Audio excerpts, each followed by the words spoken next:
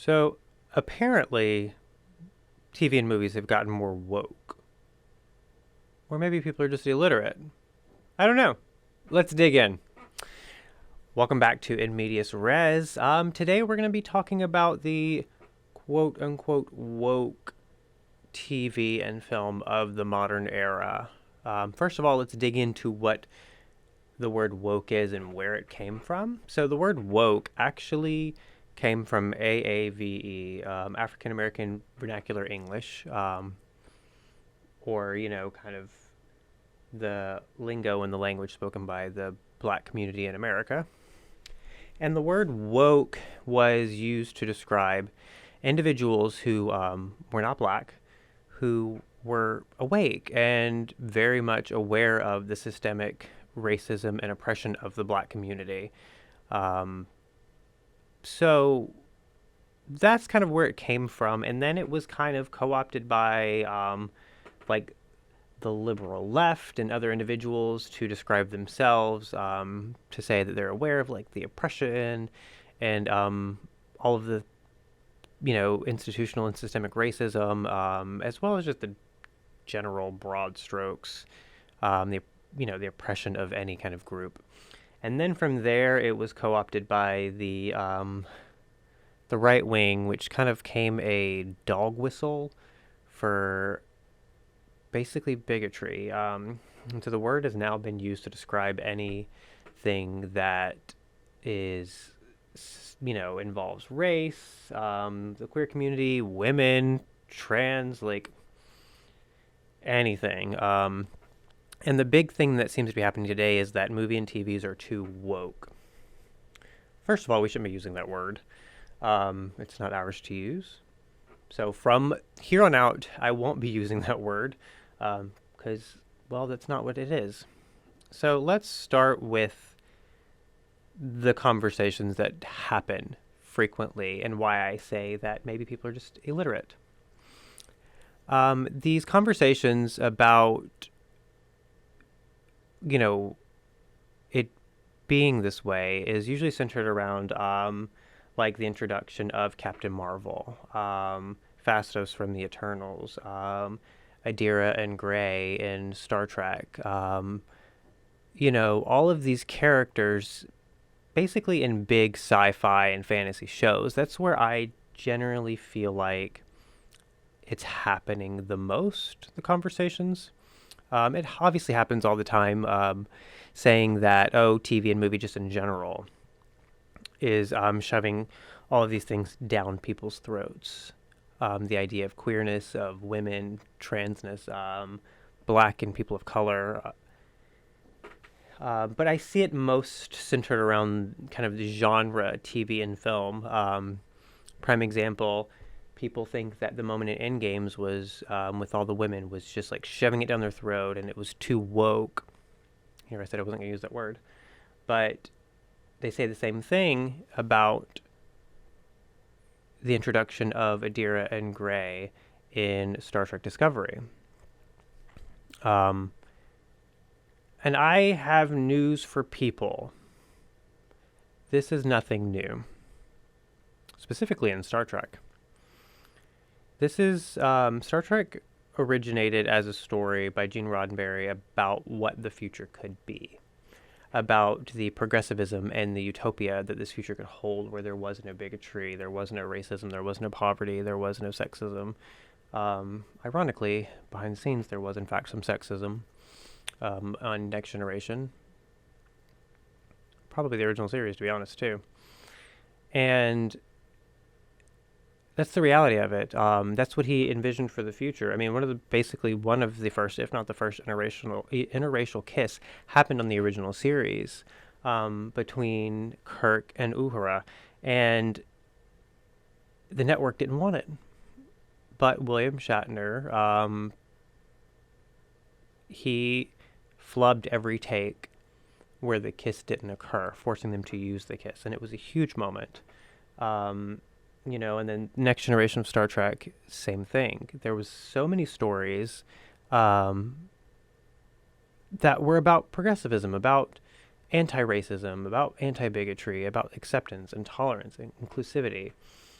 And this is like, these are not new topics. Yes, they are more pronounced, they are more prominent, because there has been progress that has occurred in the last, 80, 70, 60 years.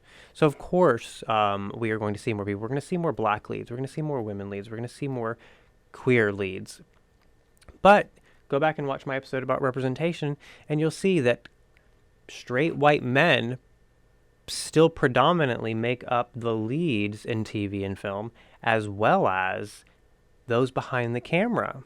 This conversation about whether it's being shoved down our face or it's becoming more woke, I think stems from literacy and ignorance, specifically media literacy.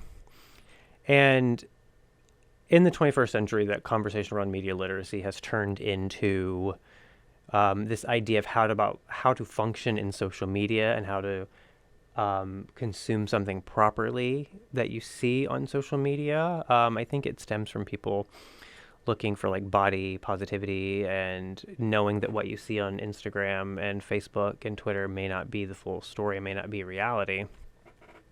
But it's a concept that dates back even further, and it's kind of has been pushed since kind of the 20th century, when media, by and large, started to become more prominent.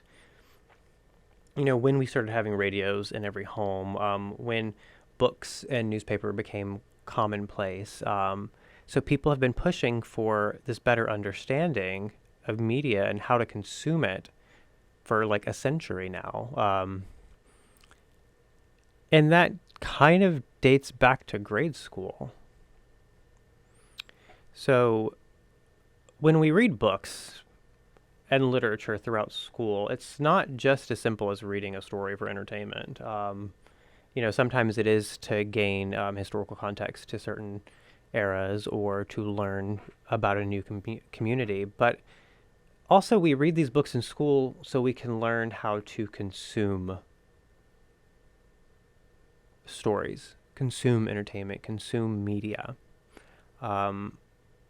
We read Animal Farm and Lord of the Flies because of the symbolism. And obviously now the symbolism is a little on the nose, probably because it's been read a million times and beaten to death in conversations about symbolism. But stories, when they're being told,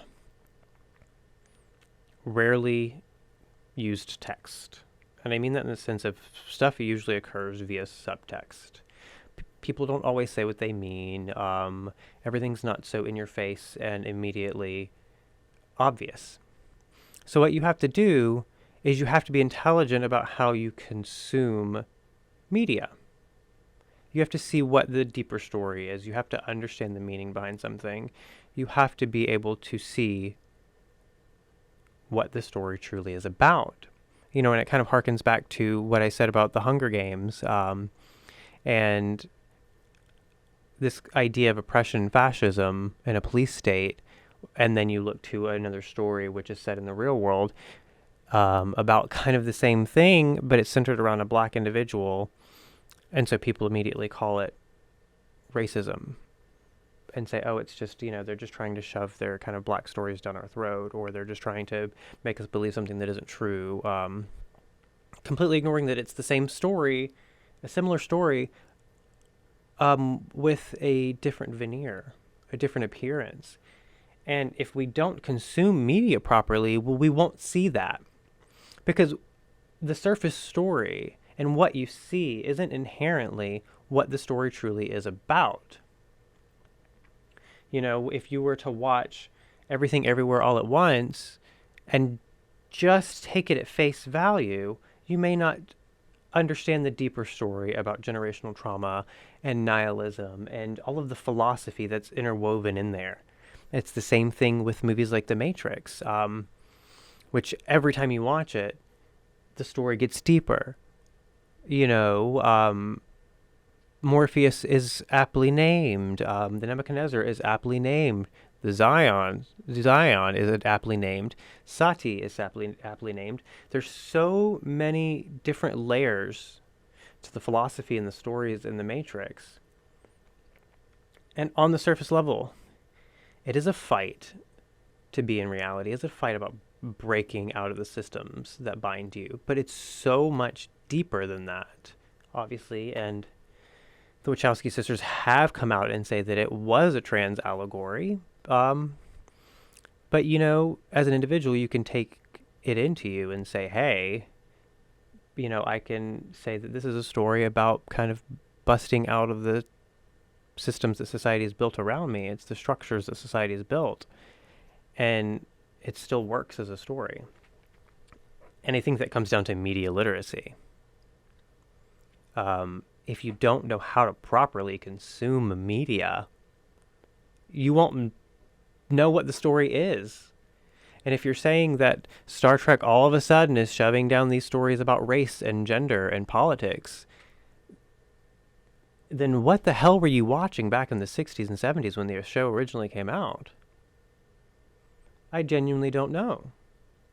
Same thing with Next Generation. I mean, that show is inherently political 7 ways till Sunday. And it's the same thing. I see it with modern television.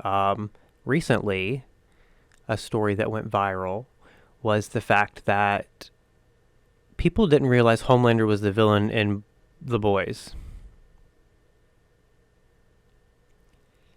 He literally kills a bunch of people in the first episode.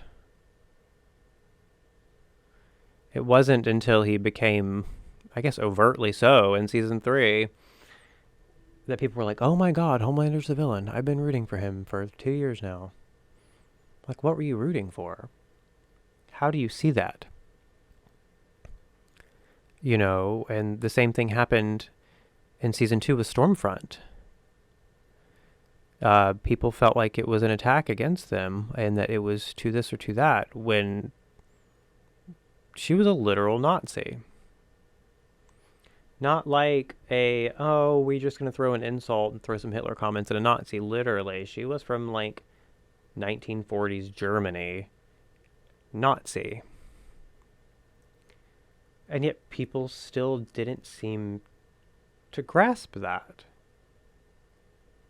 And I know here in the United States, our reading level overall is abysmal. I think across the board, it's either like a 4th grade or a 6th grade reading level is like the average in the United States. And I know we don't always put the emphasis on why we should read stories and understand stories. But I think that it does more harm than good to ignore it. Because TV and film aren't just for entertainment. There is a level of education that can come along with it. It's like I've mentioned before. TV and film is a way to see into another world. And I don't mean that just like on a fantastic level, but it gives you the ability to walk a mile in somebody else's shoes. Gives me the ability as a white man to kind of have a better understanding of what it's like to be, say, a black individual or a woman or, someone in the Middle East or Asia or Central America or South America. It grants me the ability to see so much of the world. But if I didn't understand how to consume media properly, I would miss a lot of it. And I would say, oh, this doesn't matter to me. It doesn't affect me. They're just trying to shove some agenda down my throat. And I think it's creating a larger problem because instead of having the real conversations, we're too busy fighting over rhetoric about what's happening and the backlash and it's frustrating and it's ire-inducing, and I think it's a failure of our school system, but I also think it's a failure of society. Like, as adults, we should know how to watch TV and film and to be able to analyze it and think critically to see what's being said.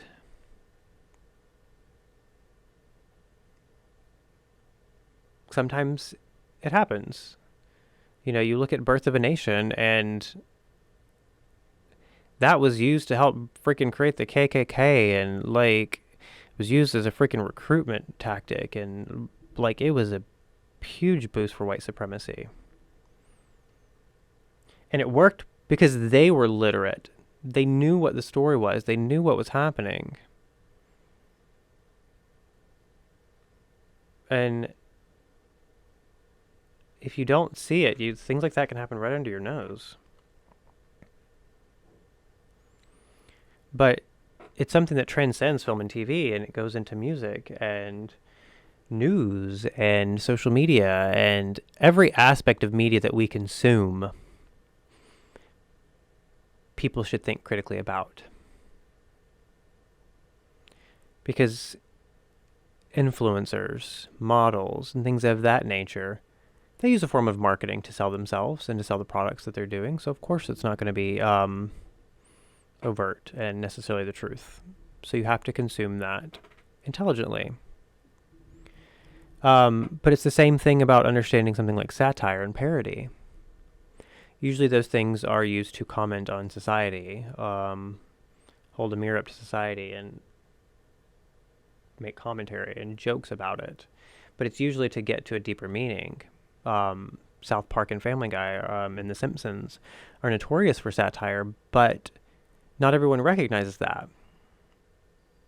They don't see these jokes as jokes about society. They take it at face value. And that can be dangerous. Because if enough people consume something like that, it can become an idea. And the idea is not even the truth. And so it's... I don't know how to solve the problem, to be perfectly honest. Because how do you make people pay attention? Because sure, we could fix education in our schools to really lean into literature and symbolism and subtext and to understand how to consume media, but what do you do for the adults? Especially the ones who are so reticent to actually take the time to understand it. I don't know. And it's frustrating, and especially when it doesn't hurt anybody. After the moment on Star Trek Discovery where Adira came out as non-binary, people went crazy. Oh, they're shoving it in our face. Oh, Star Trek's gone woke. Oh, this isn't the Star Trek that I knew and loved when I was growing up. Of course not, because we didn't, a non-binary wasn't a term that was used back in the 60s, so of course it wasn't, but it's not necessarily a new concept. You had people that were very androgynous. David Bowie, Prince, Liberace, George Michael, there's so many people that kind of, even freaking Twisted Sister. Obviously none of these people identified as non-binary, but they were very androgynous. They definitely leaned into the masculine and the feminine. But it wasn't a term we used, but it's always been there. It's nothing new. And if you watched Star Trek back in the 60s and you didn't get it, then I don't think you can really call yourself a Trek fan. Because when I was young, it put a lot of things in perspective for me. It introduced me to a lot of topics that I wouldn't necessarily have been introduced to on a normal level. Because sometimes it's difficult to talk about things in a very straightforward way, and sci-fi and fantasy are great ways to delve into topics about slavery and racism and genocide and prejudice and religion and so on and so forth. Because you do get to look through a lens that's in a different world, so it's easier to handle than to kind of look at the real world aspects of it. And then once you learn it from fantasy and sci-fi, then you can take it into the real world and get a better grasp of it there.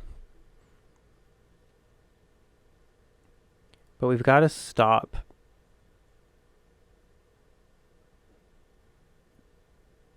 just jumping to conclusion about stories. We need to take the time to actually analyze them and to actually see what they're talking about and consume them in a good way. But also as creators, we need to recognize that it's a two-way street. if you are going to create satire and parody, you need to be very cognizant that not everyone's going to perceive it as such. Some people will take it at face value, take it at reality, and they're, quite frankly, are too illiterate to understand that it's just a joke. But we all need to do better.